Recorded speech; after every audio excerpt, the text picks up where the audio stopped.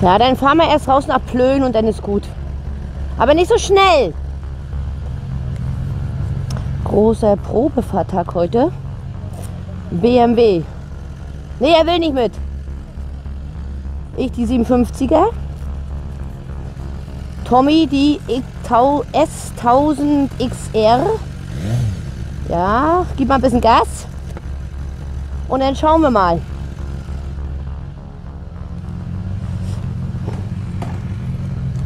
Oh, sitzt sich schon mal ganz anders. Oh, Knopf drücken. Dann geht sie an. Und Knopf drücken. Ah ne, aus. Knopf drücken, an. Und starten. Und starten. Okay.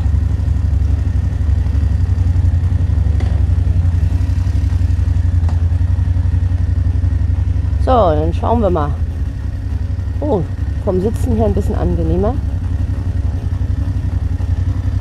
Die fährt sich ja noch leichter als meine, ist ja cool. Der Sitz ist ganz anders. Oh, nein, nein. Das war nur aus Versehen.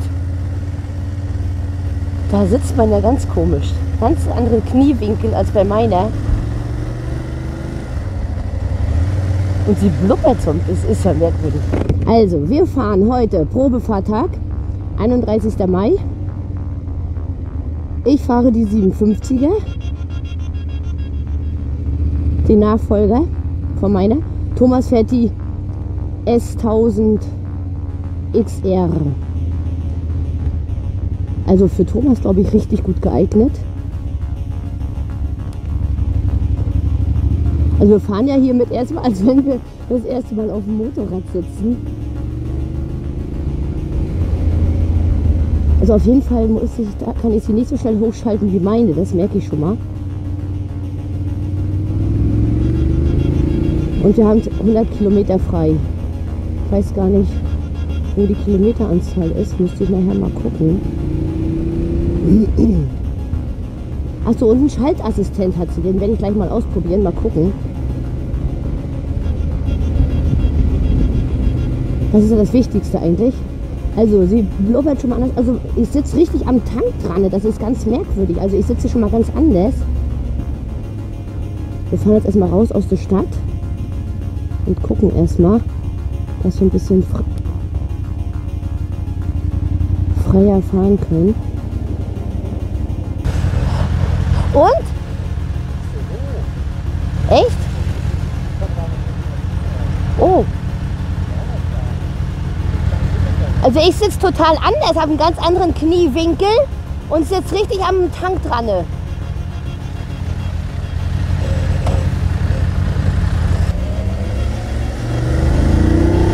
Also am Gas ist sie ein bisschen besser als meine.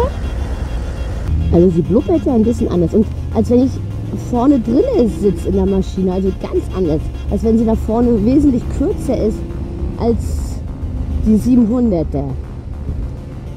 So, jetzt gucken wir mal, wie das mit dem Schaltassistent funktioniert. Hochschalten, am Gas bleiben. Mal gucken, so, Gas weg, Gas hoch. Tatsache, funktioniert. Ohne dass ich die Kupplung ziehen muss. Wow, nicht schlecht. Ja, da muss man sich erst dran gewöhnen. Das ist ja so ein bisschen wie Automatik, wird selbst schalten trotzdem. Noch irgendwie, keine Ahnung. Auf jeden Fall anders. Vom Ruckeln her so ein bisschen, als wenn er das alleine macht, wie beim Automatik. Aber trotzdem muss ich das ja noch mit dem Fuß machen. Die Hand ist aber schon mal raus. Das gefällt mir sehr gut. Du brauchst nur noch hochschalten. Naja, und ich habe jetzt das kurze Windschild wieder dran. Also ich glaube, das hört man bei den Aufnahmen nachher doch ganz schön. Also der Wind weht ganz schön rein hier bei mir. Mal gucken. Runterschalten geht ein bisschen schwerer. Aber für den Stadtverkehr vielleicht gar nicht so verkehrt.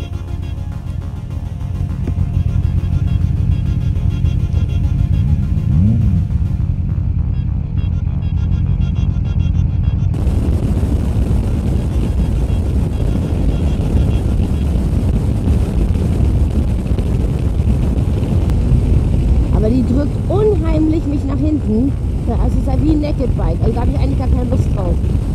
Da würde als erstes eine andere Scheibe drankommen. Also es geht ein bisschen schwer, der Assistent. Also muss ich schon ordentlich ein bisschen nachdrücken, also nach oben und auch nach unten. Aber vom Prinzip her dafür, dass ich dann meine Hand frei habe, beziehungsweise meine Hand nicht benutzen muss, ist das schon gar nicht schlecht. Aber bei der Anfahrt, das ist ja, oh. Und dann einfach nur schalten, das ist ja wie ein Flieger, also buff, gehe ich ja nach hinten weg. Also das ist Hammer, weil die ja dann am 1,66 zeigt er gerade. Weil sie ja dann sowieso im offenen Gas ist und dann hochschalten, das ist ja wie ein Flugzeug, wie ein Turbo.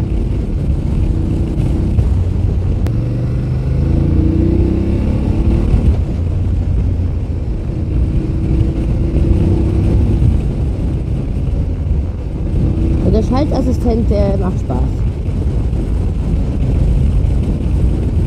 Und wenn dann das Gas nicht richtig auf ist oder nur so ein bisschen, es muss auf jeden Fall auf sein, dann geht das auch. Aber wenn das richtig auf ist, das Gas,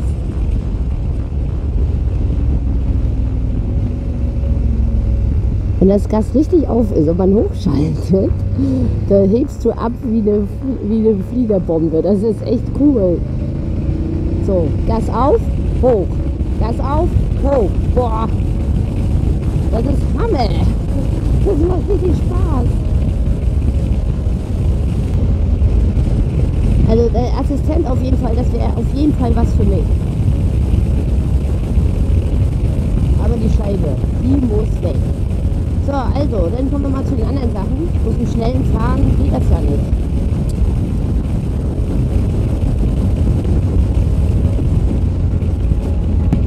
Da müsste ich dann langsamer fahren.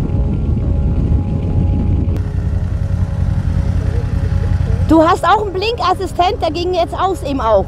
Musst du darauf achten, dass der noch weiter blinkt. Das ist so wie bei meiner. Der war eben schon aus. Das hängt mit der Geschwindigkeit zusammen dann. In dem Moment, wo du Gas gibst, ist er dann aus. Ja, kommen wir mal zu den anderen Sachen. Der Bildschirm läuft, glaube ich, relativ gut. Mit Menü, also richtig übersichtlich, muss ich schon sagen. Also der ist genial. Motorbremse ist bei meiner alten wesentlich angenehmer. Also woran ich mich hier gewöhnen muss, dass es so kurz ist nach vorne. Ich sitze ja bei der 700er, sitze ich ja so. Und jetzt sitze ich so. Ich sitze ja richtig drinne, vorne im Tank sozusagen. Und das habe ich ja bei der anderen überhaupt nicht. Da habe ich ja ordentlich noch Spielraum nach vorne. Und das ist ungewohnt, dass du so kurz sitzt und dadurch hast du auch die Lenkeinschläge und das ganze Fahren ist dadurch ja wesentlich anders. Und das ist unheimlich zu merken.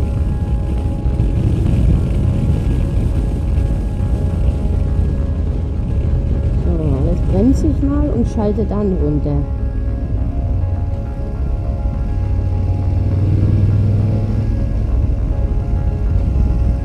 Ja, das Runterschalten, da ist er dann, glaube ich, wieder zu hochtourig für. Keine Ahnung, also da würde ich immer noch mal die Kupplung für nehmen. Also der Bildschirm, das gefällt mir richtig, richtig gut. Der ist altersgerecht, sag ich mal. Also Bildschirmgröße, Bildschirmzahl, altersgerecht. Das ist richtig genial. Auch ohne Brille lesbar. Also da haben die Herren sich mal was ausgedacht für uns älteren Leute nachher letzten Endes. Aber dieses kurze nach vorne zum Lenker, also das ist so neu für mich, das ist irre. Also es sind schon irre Änderungen. Also auf jeden Fall die Anfahrt, also das Anfahrtsgas, das ist irre. Das ist ein Unterschied. Das sind zwar nur, sage ich jetzt mal, 3 PS mehr, aber das ist so irre zu merken.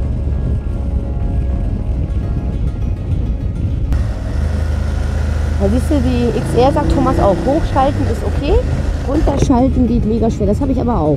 Aber es soll ja vielleicht auch wahrscheinlich so sein, dass man beim Fahren automatisch vielleicht runterschalten kann, falls der Fuß da drauf liegt oder so. Das hat wahrscheinlich seine Berechtigung, dass es so ist und nicht anders. Ja, Mini-Blinker hat er dran, ja. Also jetzt ging es gut, wenn er untertourig ist. Ah. Ja, also wie gesagt, keine Ahnung, wir werden dann nachher nochmal anhalten, dann mache ich nochmal einen Rundum-Check, einen Rundumblick, gucken wir uns die nochmal genauer an. Also so vom Fahren ist natürlich eine Gewohnheitssache, meine Knie sind wesentlich anders als vorher. Ich habe ja auch noch die Gummis dran, also meine Füße, der Kniewinkel ist glaube ich schon ein bisschen enger als bei meiner anderen. Kann natürlich auch daran liegen, dass hier noch die Gummis drauf sind. Ich habe ja bei der 700er die Gummis abgemacht und stehe sozusagen auf den Rasten nur drauf, auf den Enduro-Rasten. Und ja, ansonsten SOS hat die auch drin hier, sehe ich gerade. Brauchen wir jetzt gerade vielleicht hoffentlich nicht. Also die scheint schon gut ausgestattet zu sein mit allem, was so sein soll. Und ich habe mir die ja auf dem Konfigurator fertig gemacht und ich bin mit, ich glaube mit dem, was sie jetzt hier hat, den SOS hatte ich noch gar nicht mit drin gehabt, da lag ich bei 12. Mit dem Dynamikpaket, mit dem Komfortpaket. Was habe ich noch gehabt? Ja, den Schaltassistent sowieso. Der ist glaube ich original mit bei. Und ja, also wie gesagt, das Display, das haut mich ja voll vom Hocker. Ne? Die Kupplung zieht sich auch sehr leicht, muss ich sagen. Und das ist eigentlich ganz nett. Also diese XR ist ja auch so ein Zwischending zwischen Tourer und so ein bisschen Speed, ne? Die 1000. Das ist eigentlich eine schöne Alternative, so wenn wir gerade Urlaub fahren oder so. Ich glaube, das wäre eine schöne Alternative, wenn die ein bisschen tiefer wäre. Könnte man sicherlich nochmal mit einer anderen Sitzbank arbeiten, weil Thomas sagt, die Sitzbank ist ihm zu hoch. Beziehungsweise das Moped, er kommt nicht so gut runter wie mit seiner, weil er das natürlich bei seiner anders gewohnt ist. Ist ja auch ein ganz anderes Moped. Aber ich glaube, das wäre so, gerade wenn wir Touren fahren oder auch mal einen Sandweg fahren müssen, eine schöne Alternative zu der GSX S1000.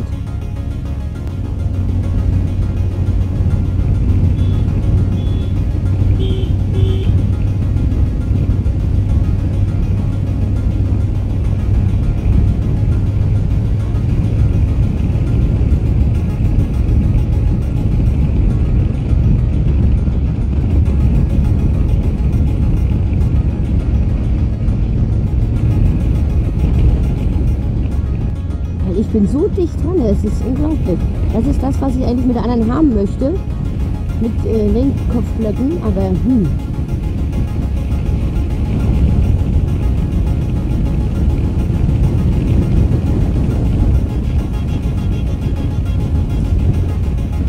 Das ist eigentlich noch ein bisschen Hausstrecke hier, die wir eigentlich auch ganz anders fahren. Aber mit anderen Motorrädern ist es einfach so. Man muss ja nichts darauf beschwören. Für Thomas ist das eine völlig neue Erfahrung mit so einem Moped.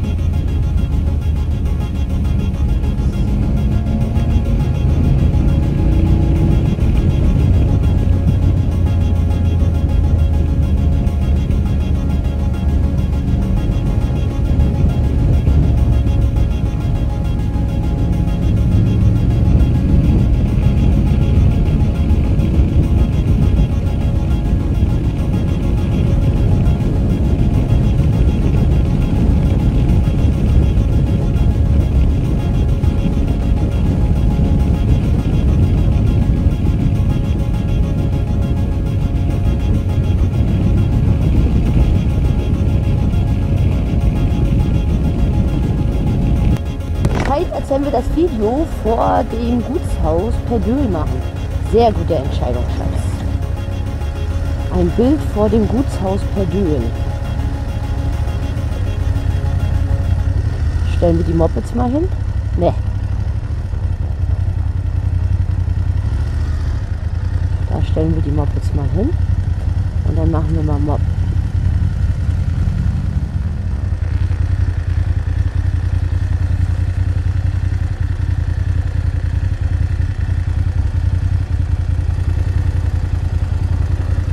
und aus.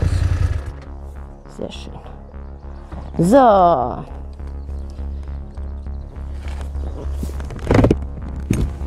Jetzt gucken wir uns die Maschine mal ganz genau an.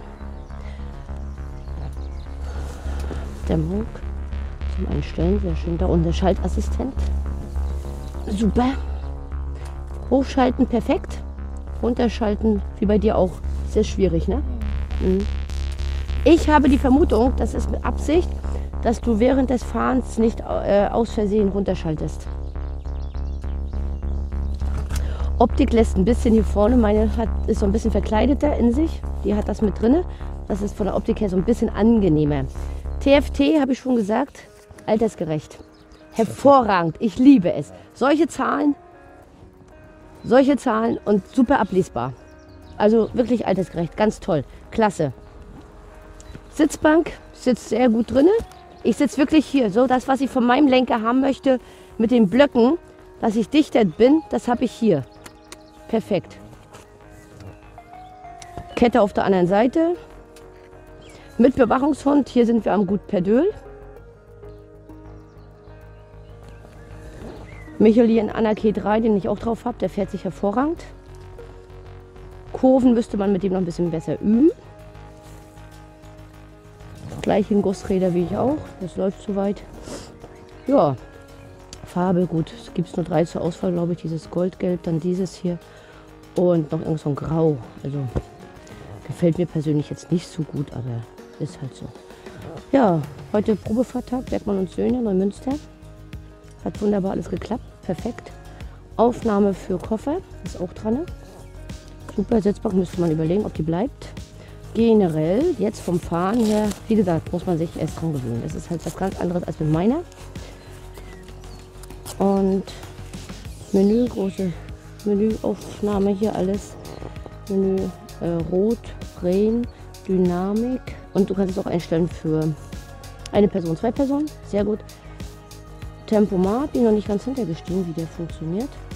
Ja, so viel zu der F750 GS. Großen Schnabel, groß LED. Scheibe als erstes weg. So, BMW S1000 XR. Ebenfalls super geklappt. Triple Black Farbe, so wie ich sehe. Kombination aus, richtig schöne Tourer, glaube ich. Damit kann man, glaube ich, richtig gute Urlaubsreise machen und auch mal abseits von der Straße, wir auf dem Sandweg hinterherkommen, oder? Die ist sehr hoch. Erstmal muss man drauf. Erstmal was? Das reißt dir schon mal die Hose aus. Ja, ich bin der Meinung, da gibt es garantiert auch eine tiefe Sitzbank oder eine Tieferlegung. Ja, also vom Gefühl her sieht das bei dir wesentlich angenehmer aus als die andere, als die kleine. Hat auch so ein bisschen Kombinationsbereifung wie meine. Du hast schon mal eine gute hohe Scheibe. Bringt aber auch nicht so viel. Also meine Scheibe wäre das erste, was runterkommt. Protektoren habe ich schon mal nicht dran. Hast du dran? Griffheizung hast du auch. Du hast wahrscheinlich auch ein Stellrad, hast du auch. Also kannst auch alles einstellen. Auf jeden Fall besser auch von der Gepäckaufnahme. Auch schon mal ganz toll. Super Blinker, Mini. Hast wahrscheinlich auch alle Komfortsachen, die es gibt. Hauptständer hast du ebenfalls. Sehr schön. Bei mir auch. Die hängt nicht richtig am Gas. Wenn du in der Kurve bist, erwartest du, dass du dich damit wieder hochziehen kannst, damit du wieder dich selbst stabilisierst. Du musst hier richtig drehen, damit er kommt.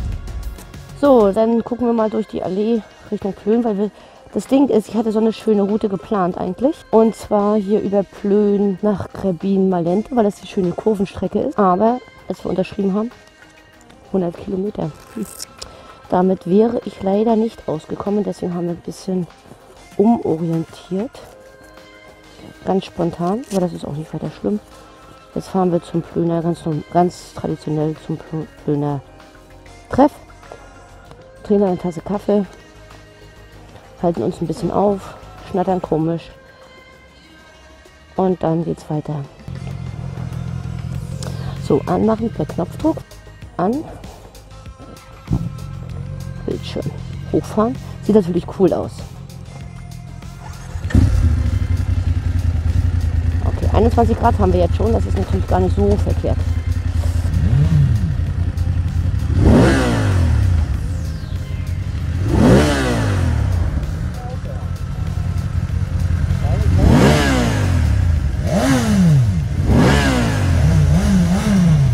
Kommt ein Auto, warte.